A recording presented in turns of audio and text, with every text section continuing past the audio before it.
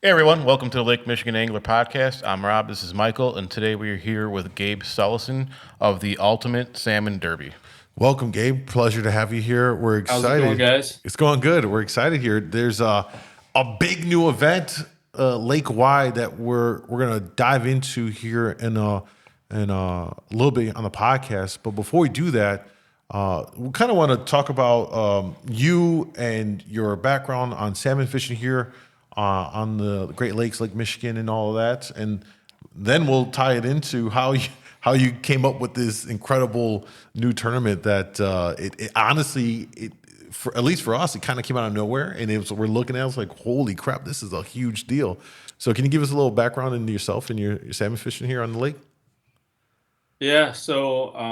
I guess myself, I developed a passion for salmon fishing shortly after graduating from high school. Some family friends taught me how to salmon fish. I fished with them for years.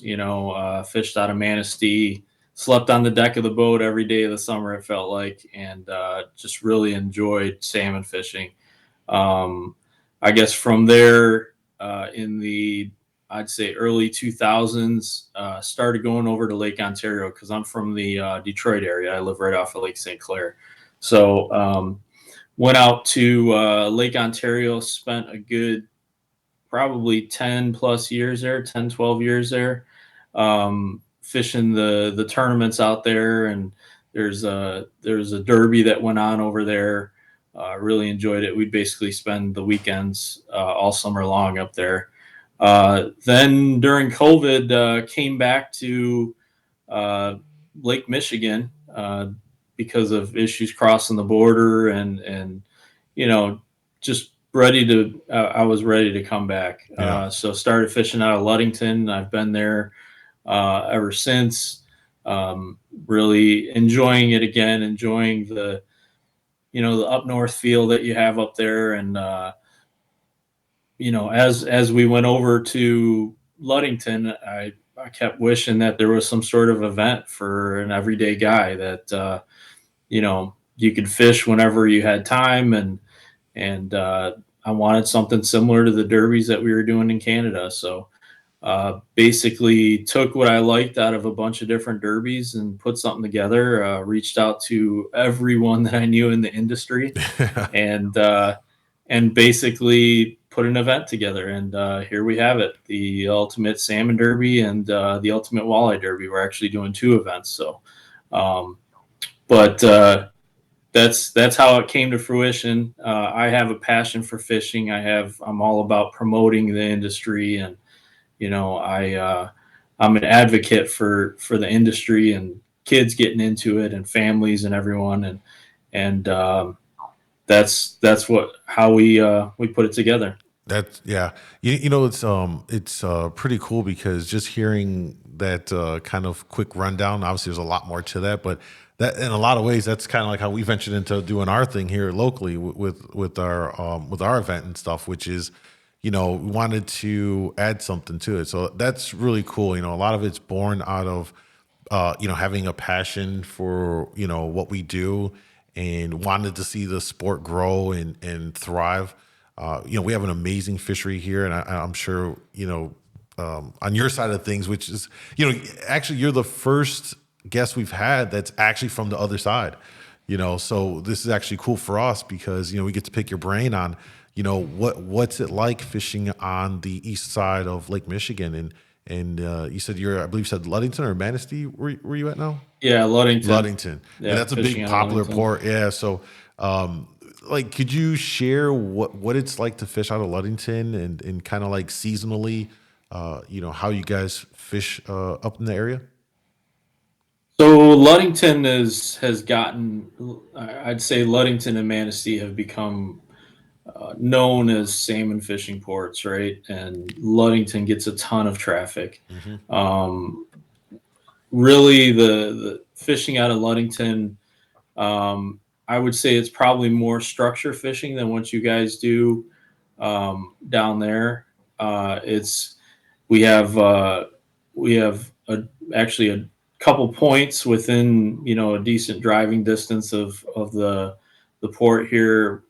Big Sable Point and Little Sable Point, and both of them introduce a good amount of structure, from flats to drops to bottom contour and so on. And then it doesn't take very much to be offshore out here and fishing 300 plus feet of water. So um, the fishing community in Ludington is huge.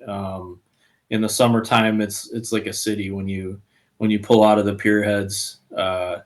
And I always think that I'm leaving early until I pull out of the pier heads and there's 8,000 lights out there, and it brings some challenges from the standpoint of finding your own water and fishing areas that aren't beat up.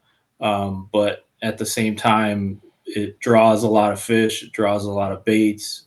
We have a lot of currents that keep things active and moving.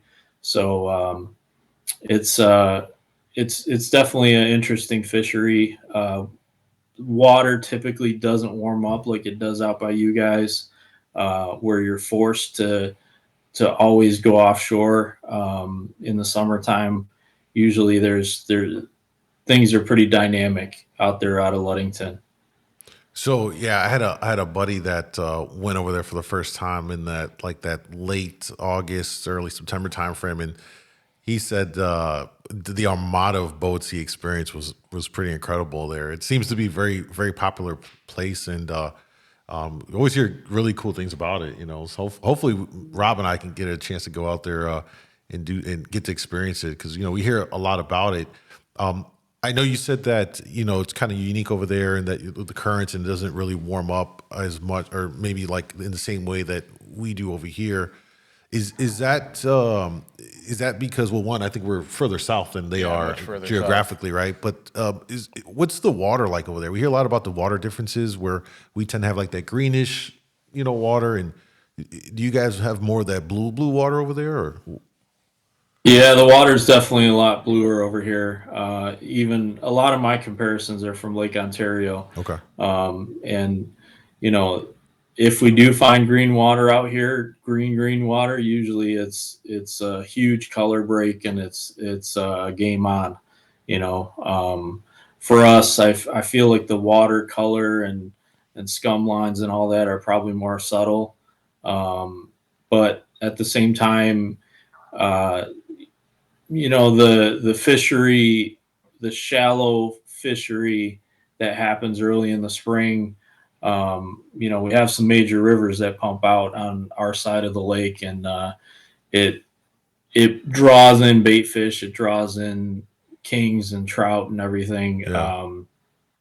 early on. So river plumes, we typically fish them in the spring and late summer, but what you guys get as far as green water for miles, we wish we had that.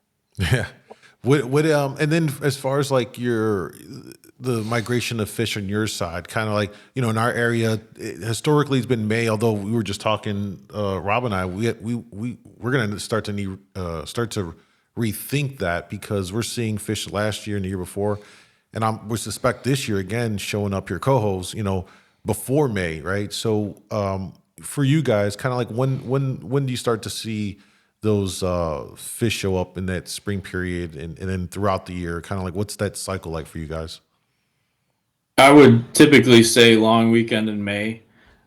Fish are usually showing up. Usually we get them down at Little Point before we get them at Big Point. Um, and it's highly dependent on the winds, right? If we get those, if we get north winds or northeast winds, it keeps things cold on our side of the lake. Typically pushes the fish to the other side. It seems like, or offshore. Um, if we're getting south winds and the water's warming up, the fish usually stick around a little bit longer. But we seem to have a bit of a lull in July. Um, and then usually by the end of July, August, things are back on again. So it's highly dependent on the winds. It's highly, and when I mean the winds, it's winds in the springtime Okay. that kind of dictate what's going to happen the rest of the summer. It seems like, at least that's my opinion. Yeah. But So, yeah, definitely things are changing, it seems. yeah, it definitely is, and it seems like little by little every year, and with the less severe winters, we've been really mild winters we've had. It's definitely we're seeing the impacts of it on the migration and the timing of these fish showing up. It's definitely changing. Great opportunity for small boat guys to get out there ahead of the fleets. When they get out there to get ahead of those and get on those fish. Now you mentioned the winds on your guys' side. What winds are favorable for you? Which ones are doomsday for you? I know for here on our side, we get north wind. It can have a real big impact. East winds, yeah, it's pretty much just don't even bother going out. What does that look like for you guys? For us, really, it's the north winds, the northeast winds that really stir things up from the standpoint of flipping our side of the lake and bringing in super cold water on shore. Usually, that shuts things down because our water is typically warmer than. Typically it's colder throughout the year than you guys see on your side of the lake. So once that warm water pushes out with that north or northeast, it becomes difficult. Sometimes the fish will push up real shallow, and other times, they're gone. And kind of depending on when it happens, the fish may disappear completely to Wisconsin side of the lake, or at least that's what we think, or offshore. So those are the two winds that I say I kind of cringe when it happens. For you guys, does is it west winds is good for you guys? Will that stack up and kind of warm up your water then? Because for us, it'll cool Yeah. off our water, Yep. and so that'll warm it up. So that is that like the west is the best for Yep. everybody then, kind of idea. Uh, yeah, I guess so. West wind usually pushes the warm water across the lake from the west side of the lake, Yeah, and stacks it up a little bit better. Usually for us, once we develop a thermocline, or we develop that warm cold water layer, that's fishing usually is easier, it gets better. So yeah. So I know that on your guys' side of the lake, like when it comes to the Kings, I mean, you guys have always had some really amazing catches. I mean, a couple years ago was that big 40, what was it, 47, 46? yeah, 47, I 47 think it pound was. Yeah. giant, right? I Yeah. mean, we normally hear during the fall run or in the staging period in August of you guys cleaning house. I mean, we saw photos of, full boat, five-man limits of all kings. I mean, you guys can when it's on, you guys can really go to town out there. So my question for you is, looking at last year, how did you guys, how did you think the king fishing was in terms of numbers and versus size? Did you guys notice any difference in the kings? For me, it seemed like we had better numbers, less size Okay. last year than the year before. I think from in talking with buddies all around the lake, it seemed like that was the consensus. Yeah. Even talking to some of the biologists this year, it seems like we're going to have even more numbers and less size yet. So um, curious to see what happens over here. Yeah. That's pretty much confirms what we experienced here as well from all the anglers that came in and all the tournaments and seeing what everybody was catching. It was, I mean, we tallied it up, and the average fish was around 14, 15 pounds, kings rather, for last year. Which I mean, listen, it begs the question, right? And this is one that gets the conversation going on Facebook and all that stuff, which is, what would you rather have? Numbers of fish to catch when you're out there, or less to catch but bigger fish? And I pose that question to you. If you had to pick the between the two choices, which one would you lean on? Well, I guess I have a passion for catching big fish. Okay. I personally would, if I had to choose, I'm not a charter. I don't run charters, Right, so right. for me, I'd rather catch a couple 30 pounders than than 8 15-pounders, Right. right? But it makes for a long day at times if the rods aren't firing constantly. But really, for me, I guess I'm okay with either or. I'd like to see bait fish when I'm out fishing. Hmm. It gives me confidence that I can wrangle up, kings or steelhead or whatever it is. So I guess for me, whatever the biologists feel it would take to keep developing our bait fish population, I trust them. They know better than me. Um, what's going to happen. 2 years ago there was a huge die off of alewife on our side of the lake, Yeah. uh, which I hadn't seen since I started salmon fishing, and it was amazing. So obviously whatever was done as far as cutbacks, and it seemed to have improved things.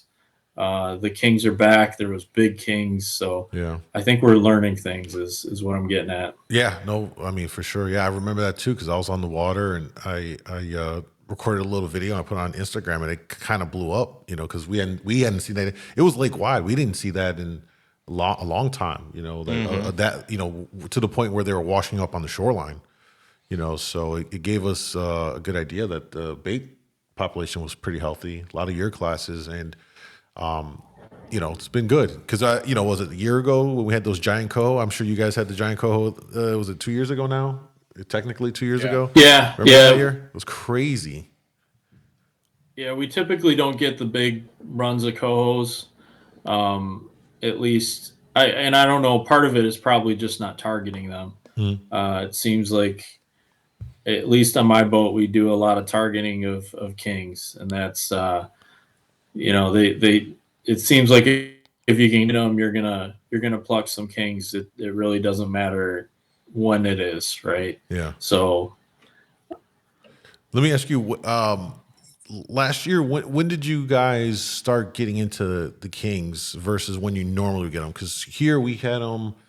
I think it's the end of April. We were already catching them last year, which is, Yeah. I mean, not that it never happens, but definitely doesn't happen as consistently as we were catching them. Like every trip, we were catching them already. Yeah. And they And stood. then by May, it was almost like full swing. And some years that's as good as it would get. But then June and July came along, and then it was on fire. But yeah, we normally don't see a lot of April kings around here. Yeah. Did you guys have something like that or?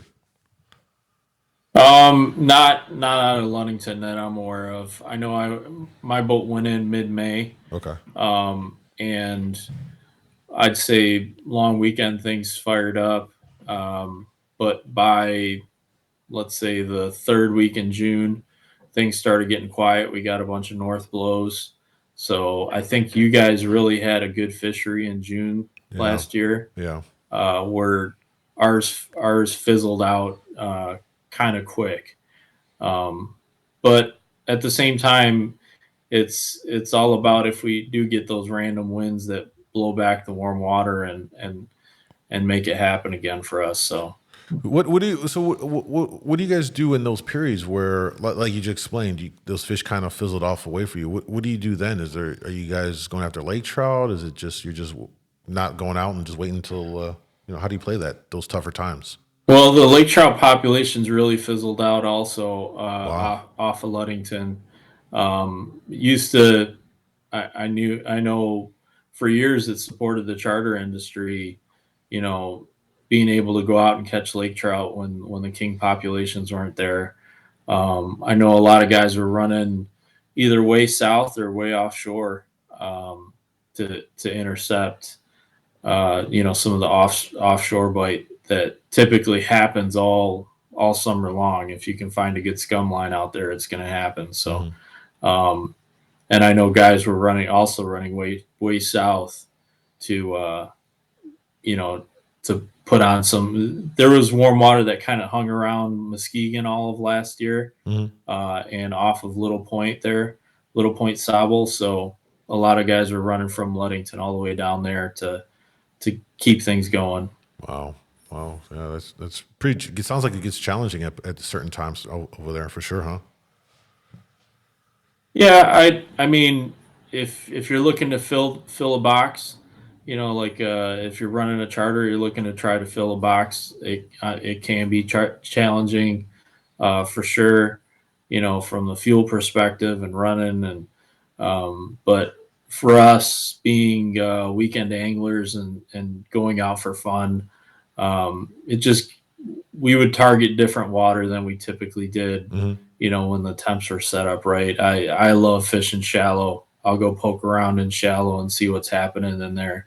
Um, you know, so you just got to get creative from the standpoint of, okay, the typical, temp being 40, 50 feet down is not happening. We need to, I would go poke around in 40, 50 feet of water and see Hmm. what's happening in there. If you find some bait fish, sometimes you can find some kings, and, or I'd run offshore and see if we could find something going on out there. Um, Whereas, some of the charter boats, they had to produce numbers. So, um, it became more challenging for them. Yeah, absolutely.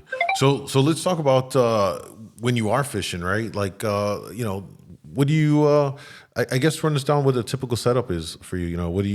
What rods are you running, and what's on them? Yeah, so for me, I guess I am a meat guy. Okay. It's funny because when I went back to Ludington from Lake Ontario, a lot of guys are spoon guys out of Ludington. They run a heavy spoon program. But for me, I tend to run one rigger. I'll run four divers. Usually have meat on my rigger and my two low divers. Okay. And then my high divers will either be spoons or I'll run flies on occasion, and then long lines outside of that. So um, that's, I guess I'm one of the people that believes that having too many riggers down in the water tends to turn fish off sometimes. So Mhm. I spend a lot of time running one rigger. Oh wow, that's pretty interesting. And then with your meat, are you?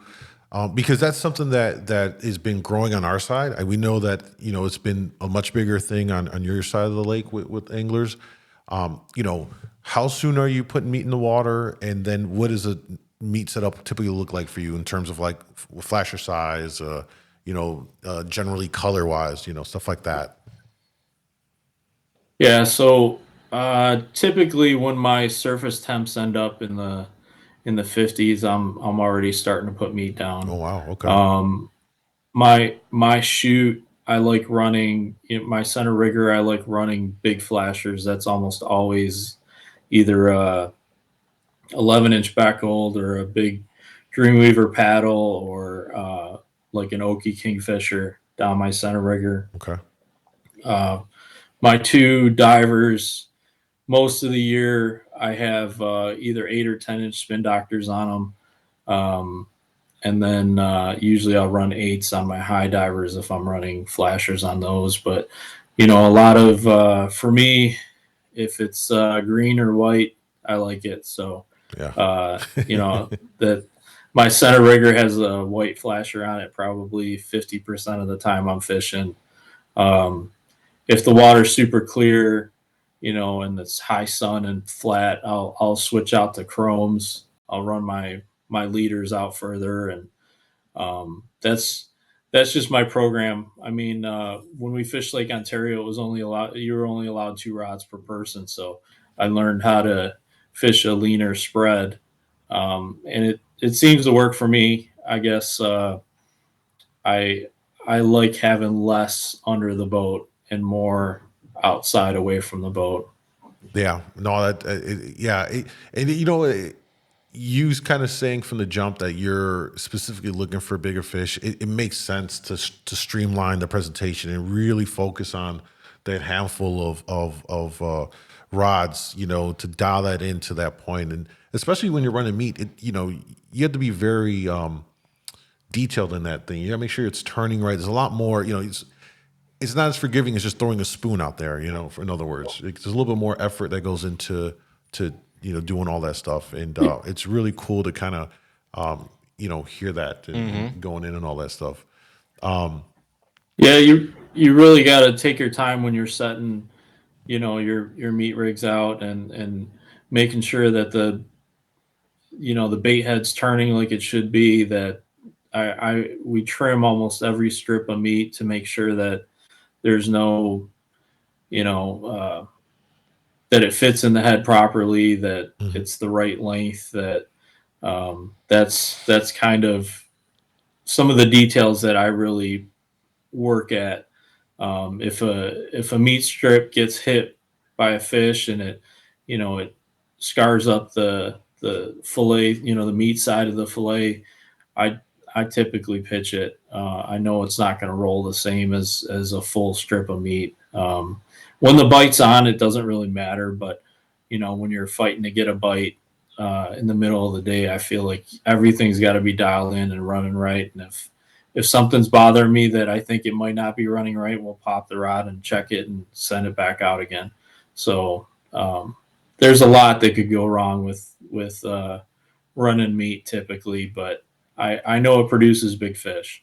Yeah, I mean that's kind of like what we've gathered as well is they might not take a lot of fish on your boat, but if you're gonna get a big one that day, it's probably likely that meat rig's gonna be the one that pulls it, right? Yeah, and for me also, I'm almost always running a high line with a single, 3 inch number four silver horde plug out there, whether it's the pearl with the black dots or the chrome redhead. Uh, Usually have one of those out on one of my board rods Yeah. every day. We were. It It's funny you mentioned that. We were talking about that too. Like that guys on our side should tinker around and throw plugs out there. It's kind of a lost thing over here. Like they used to be, everybody just ran plugs all summer long, and then it just turned to An August, September yeah, just thing. use them for Yeah. staging fish, and that's it. So there's just very few people that'll use them during the summer. Yeah. Is that are you dunking that plug in same time frame 50-degree water is kind of the thing for that as well, or is that a little bit different? I mean, it's kind of an always thing for me. Okay. Whether it hurts me or works, I like a plug off of a five color. That's kind of it keeps things honest on my boat at least. I like having it out there. I've had days where cohos won't leave that chrome redhead alone.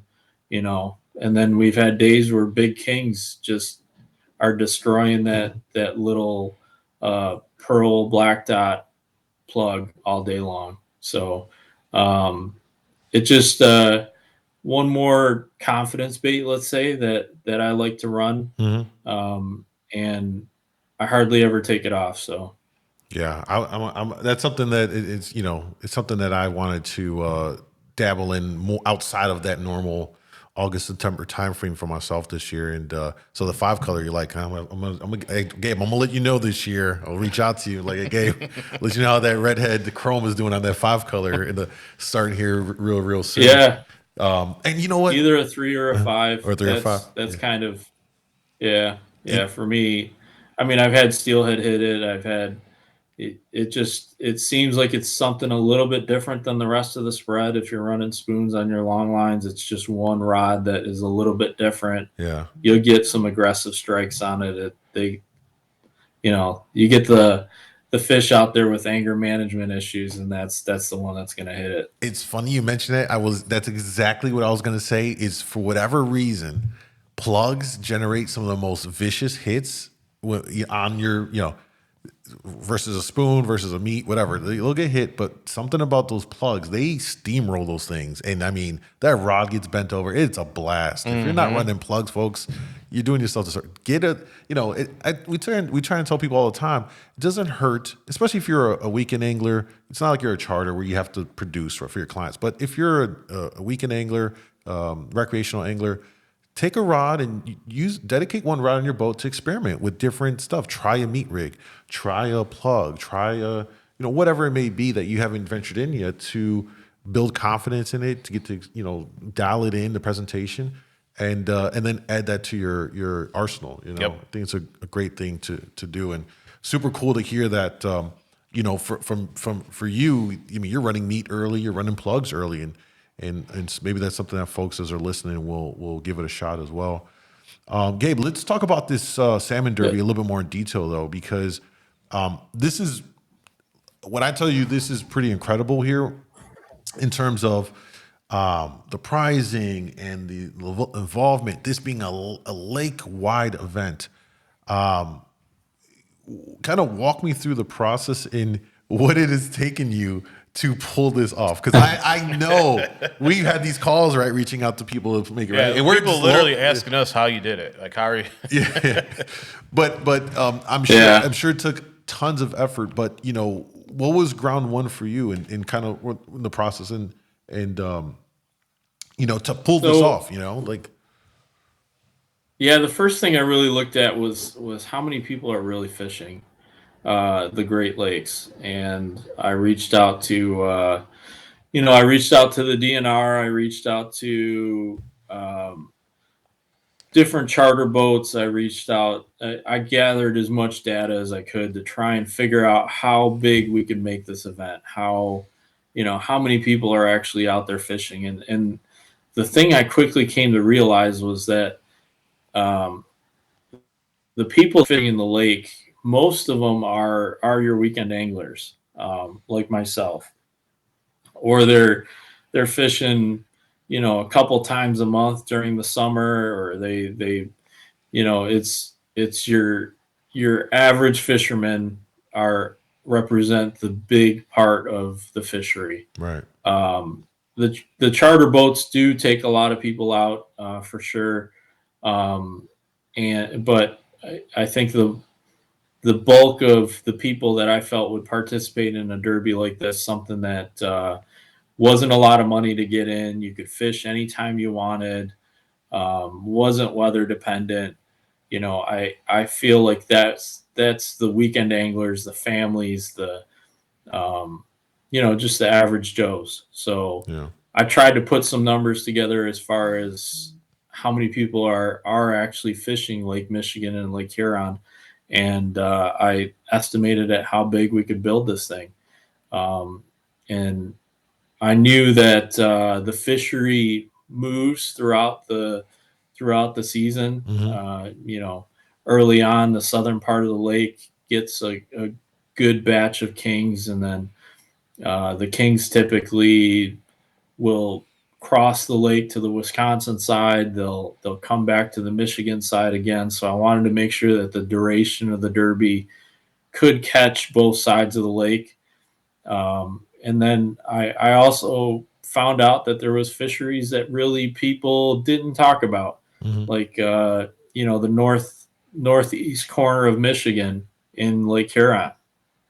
There's a fishery there that no one really talks about. Everyone's pretty hush hush, and I knew that was a big fishery there, or a big fish factory over there, and I wanted to include that. Then there's all the Lake Huron fishery that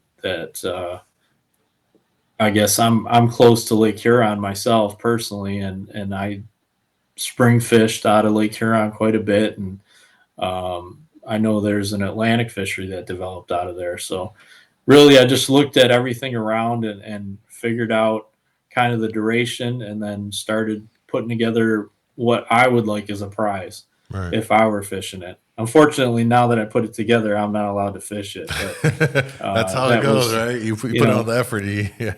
Yeah. So, but reached out to. So I've been helping out at fishing shows. I have a lot of contacts in the industry. I just reached out to everyone that I knew, including you guys, to help out, as a way station. And I knew it was going to take a huge team of people working together to make this happen. So, yeah, it's pretty incredible. So, let's run down. And Gabe, can you walk us through, and for the viewers watching as well, walk us through this process? How does somebody get in it? How does this work? What's the potential pricing? Let's run down this whole thing so folks have a really good idea of what it's all about.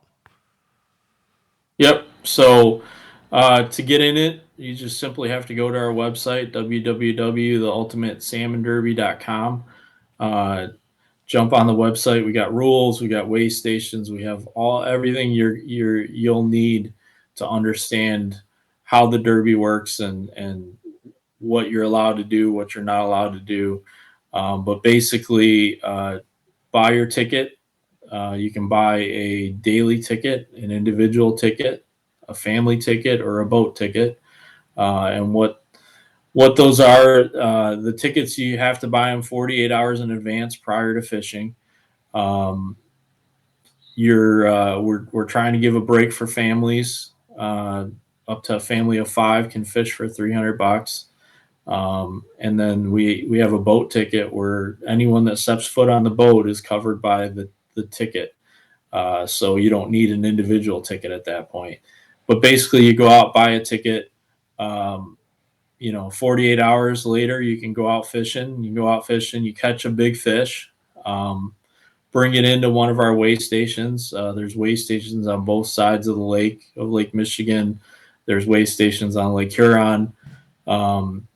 Catch your fish. You take a picture of it while it's still on when you catch it on the boat, you say, hey, this is a big fish. I'm going to probably weigh this in. You take a picture of it. We have an app called eTournament that I'll be rolling out here shortly prior to the start of the Walleye Derby that we're about to kick off here. But you take a picture of the fish, that dates it, and it also tells us that you were within boundaries when you caught the fish. Yeah, the metadata on the photo. Yeah, smart. Yep. So basically, at that point, you take it into weigh station. You answer a short questionnaire. The fish gets weighed. We take a picture of you with the fish, and if it's a top 3 fish, the fish gets kept by the weigh station until the end of the week. And at the end of the week, we finish the weekly part of the Derby. So each week for the 8 weeks of the Derby, we are giving away prizes down to the top 5 for the King division, down to the top 3 for the Trout division, and we also have an Atlantic division, which is overall top 3 for the full 8 weeks. So just lots of chances to win. First place every week is a boat. It's an 18-foot center console by ALK2 Power Boats. It's fiberglass. It's really a sweet setup. So, and then we have prizes down through 5th. Ticket, there's a separate set of prizes provided by Trax Tech for that, which the person who bought the boat ticket gets a prize, and the person who actually caught the fish on the boat gets a prize also. So it works out pretty good. There's all kinds of prizes. It's an interesting.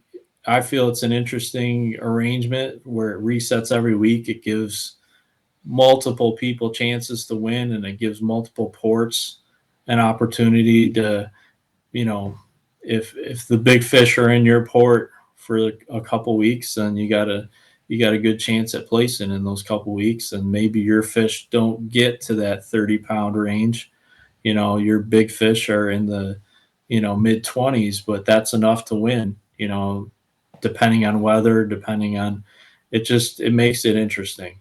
Yeah, and the weekly thing too. You had a bad week, you can bounce back the next week. The great part about it, which is that it gives people that chance, and it's also very forgiving with the weather. Accommodations. Having a week long to fish. We do that for our kayak side of things, for our kayak tournaments. It's a week long period because kayak guys, you're really weather dependent. Yeah, you need near perfect weather to get out there. So, right. So yeah, and this is 8 weeks long, so there's plenty of opportunities to get out Yeah, there. it's it. When does this all start, Gabe? When is folks can obviously go and sign up now for that first week, correct? Yeah. Actually, you can sign up right now. We're doing weekly giveaways. It started back February 4th, and we're going all the way through December 29th with weekly giveaways. We have $250 prize packs we give away weekly. So it's kind of incentive to buy your ticket early. There's 48 of those prize packs that we give away. But you can buy your ticket right now. The event does go from June 15th to August 11th. But there's prizes to be won before, and there's prizes to be won after. If you see us at a trade show or an open house, or we're usually giving away prizes at all those events. So lots and lots of chances to win. We definitely made it. Even if, let's just say, for some reason you buy your ticket, you don't end up fishing, you still have a good amount of chances to win a prize. That's again the ultimatesalmonderby.com for those of you that are interested. At least go check out the information and all the details on all of that, because I mean, it's really, I mean, we got the flyer right here, but like it doesn't do any justice in terms of like all the stuff he's mentioned. We're just giving you like the abbreviated version, but definitely check out the website so you can get all the details, see what's available. He's got a ton of sponsors involved here, a ton of giveaways. And then the boat, which like blew my mind, like a boat every week is crazy. That's what, yeah, a boat every week is crazy. So I mean, that's a huge incentive right there. It's you can walk away with a new 18-footer, which is unique. I mean, I think that was the first thing that caught. It's a cool boat. Yeah, no, it looks good. It caught everyone's attention. Like, wait, boats weekly. So this is gonna be one hell of a thing. Now, let me ask you this, because this is something that we. When we did our first one last year, which was, managing expectations, for you in doing something on this scale, what are kind of like, could you share, I guess, is your expectations of this? What do you, in terms of involvement, what are you hoping to see in that realm? I guess my expectations are, I'm hoping that a lot of people that have kind of given up salmon fishing, a lot of people that maybe do it once a year, this will bring some newfound interest into taking advantage of the resource that we have here in Lake Michigan and Lake Huron. My goal is to get families out there. My goal is to get people that have kind of lost interest in the fishery involved, and the people that are still interested in it. I want people fishing from shore. I want people fishing from kayaks.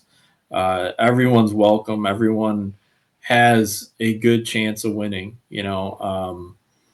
One big thing that folks have said is, well, I can't compete against charter captains, but the thing that you need to think about is you can compete and you can be very successful at it, because you don't have to worry about filling a cooler and getting everyone a bite, right? You can target big fish. You can do things to specifically do better in the Derby. So Yeah. My expectation is that this year we spread the word as much as possible. And for years to come, I want this thing to grow. I think it can be bigger than what it is today. And it's an effort from all of us, from the anglers, from the weigh stations, from all of us working here at the Derby. It can be huge. It can be something that everyone looks forward to, and becomes something that everyone's looking to do in the summertime. Yeah, no, I love it, man. And it never hurts to have another kind of event on the water, because not only does it give folks something to look forward to and all that stuff, love the idea of using it as a way to get families to come out and experience this. And then they're only fishing for big fish, right? It's not like you're putting a box together. You're just fishing for your biggest, what your biggest king or whatever it may be. So that, like you said, it's a very valid point, which is you don't have to stress about a cooler. You can focus on, where can we find big fish, and let's get those presentations that typically will get some, bigger bites and all that stuff, which is pretty cool. But having more events and bigger events and stuff on the water, it's also great for local businesses. This can help tackle shops like ours, the local vendors in these port cities and stuff like that. So, the impact that this can have lake wide is also really big for the fishing community, and kind of like the non-endemic businesses and such that will be in these areas. So just overall, Gabe, just an incredible job, man, just pulling this off. And I know we're excited to see like how this is going to play out. Hopefully someone in our area clocks in a big fish that could win that weighs it over here. That'd be cool to see and all that stuff. Any final thoughts or anything you want to share as we wrap this up for today? I guess just I hope if anything to share that I've taken my passion for the fishing community and the industry and everything, and I've laid it out here in this derby. And this passion for fishing has driven me throughout my life and given me patience and all kinds of different characteristics that I feel I've gained from becoming a fisherman. I urge dads and moms and families and pass this on to your kids, that this the excitement of winning something, the excitement of being together, this pass this passion on to the next generation, because if we don't get people involved in using our industry and speaking up about the fishery, we're not going to have it. It'll quickly go away. So just pass this on to the next guy, your buddy, your whoever doesn't know how to fish. This is an opportunity to teach them how to fish and compete and win something cool. And, just pass it on. Yeah, absolutely. Well, Gabe, hell of a job, man. Congrats on up to this point, because that alone, and we know what it took to even get this, out here and announced and to prepare. And you're really doing two of them, because you're doing the walleye one. Yeah, I mean, we didn't even touch the walleye because crazier. And that's a whole different world. The walleye derby. That's a whole different world. Walleye derby starting here in under a month, so yeah, we're really getting excited about that. It's the thumb area of Michigan, and I know a lot of people come out from your area and fish the Detroit River and Lake St. Clair, and that's a big migration of fish that people come in and take advantage of. So we'd love to have people at both events, come take a visit and support that fishery too. Yeah, that's a good point. And all this again, I'm guessing that it's the Ultimate Walleye Derby for the walleye, correct.com? That's correct. Yeah. Yep.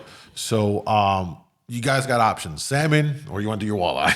It's a hell of a thing that's going to be happening this summer. Something to look forward to. Get your family involved. Get some friends, some buddies to give it a shot. It doesn't hurt, and you could come out some pretty incredible prizes, including boats. Yeah, you don't see that often in our tournaments anymore. I know Rob said back in the day they would give away like big. Yeah, things. you'd see like 18-footers, like aluminum boats usually given away on this side. At Salmonorama was, and a couple other tournaments. But it wasn't like common. Yeah, it wasn't like every tournament was giving away boats. Just the fact that you give away a boat every week is just mind blowing to me. Yeah, it's gonna be pretty cool, man. We can do it. We have the people to do it. Everyone's got to get up off their couch and get out fishing. That's what it boils down to. So. Yeah, and if you're already take fishing, advantage of the prizes we're giving away early. Yeah, that's. And if folks are already fishing, why not? If you're already fishing, because you know what happens every year, whatever tournament, it's the person that doesn't buy a ticket that catches the 35-pounder that would have beat out the guy that caught a 30, a 31-2, on the actual tournament, and they're just kicking themselves in the butt. Don't be that person. It happens every year. I think we'll start calling them out by name. Yep. Well, Gabe, again, man, thank you for for putting this together and joining us, sharing, kind of like some of the fishing that's going on your side, as well as talking about the Ultimate Salmon Derby, as well as the Ultimate Walleye Derby. Again, we'll link to the both sites where you guys can get more information down below in the video description. Gabe, thanks for joining us again. Hopefully, if you're in the area, I know we missed you when you were actually in the area. We love to do these in person, but dude, next time you're in our area, let's do this in person. We'll dive in some more stuff and a little bit deeper. Yeah, I'll be there in a couple weeks. Sounds good. Stopping by for some other reasons too, so we'll hook up. I appreciate the invite. Yeah, absolutely. And we got to get you guys out to Ludington fishing this summer. Absolutely, we would love to take you up there and do a video with you guys to record it. We want to document the that side and give folks a perspective, and it'd be really cool. So again, Gabe, thank you. We wish you the best. We'll be in touch. And for everyone watching, hopefully you guys enjoyed today's podcast. Make sure to like, subscribe, and we'll see you guys next time.